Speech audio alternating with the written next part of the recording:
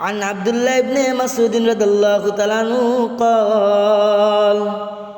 قال رسول الله صلى الله عليه وسلم إن أولى الناس بي يوم القيامة হযরত আব্দুল্লাহ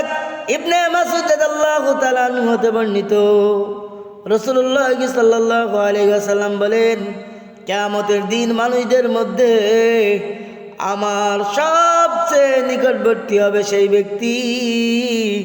যে আমার উপর বেশি বেশি দরুদ পাঠ করে। সুতরাং মুসলমান, এই হাদিস থেকে স্পষ্ট বোঝা যায় যে ব্যক্তি চায় কাল কিয়ামতের ময়দানে মুসিবতের দিনে আল্লাহ রসুলের সাথে থাকতে, সে যেন বেশি বেশি আল্লাহ রসুলের উপর দরুদ শরীফ পাঠ করে।